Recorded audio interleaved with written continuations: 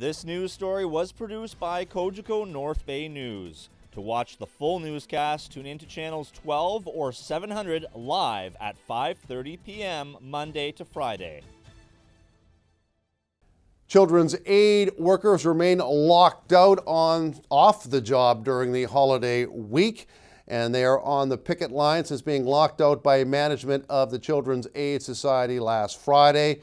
There has been no dialogue between the two sides involved in the lockout, and with government offices closed, things are very quiet at the moment. 3, 4, QP's knocking at your door. 5, 6, 7, 8. Come on, Giselle, negotiate. Our members are out here. In fact, in Parry Sound, we did a picket on Christmas Day, and so they're pretty strong and committed. And we're out here now every day and trying to spread the word about the fight we have and why we're here, why we've been locked out. For those who don't know, why would you say you are here? Well, we're in negotiations with our employer, and we have been for several months. Unfortunately, we're not reaching agreement on several key issues. The biggest one for our members is around workload.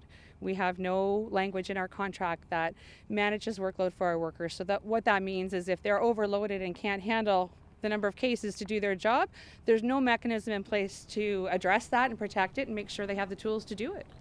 Hill says other units have gone out. They went on strike. This is the first unit she's heard of that has been locked out.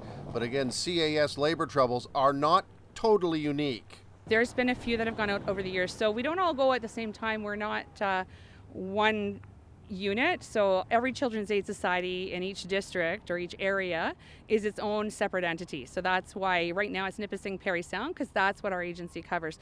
There have been unfortunately 2 others already this year, which is unusual to have that. So we had Guelph Children's Aid was out earlier this year, and Peel Children's Aid, who just went back last Monday, they were out for 13 weeks. That's a fear for you folks, isn't it? Yeah, it is for sure. We watched Peel closely because we knew what we were dealing with here, and we certainly don't want to repeat in Nipissing Parry Sound. One of the most contentious issues is workload. How do the employees see it changing? If we had a reasonable workload, we can do the job that we're mandated to do. That's the issue. How has the workload changed in the recent times that have made your bargaining unit so frustrated? Well, there's been recent changes for sure. There's been a lot of changes in child welfare over the last 5-6 years.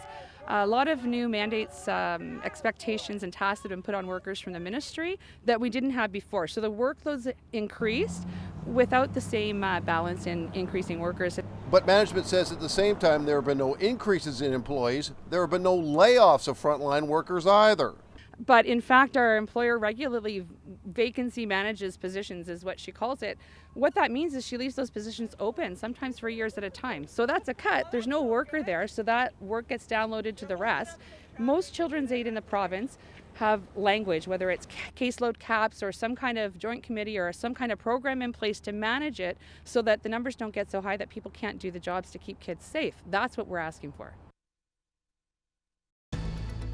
If you are interested in watching Cogeco North Bay News, you can become a subscriber by calling 1-800-267-9000.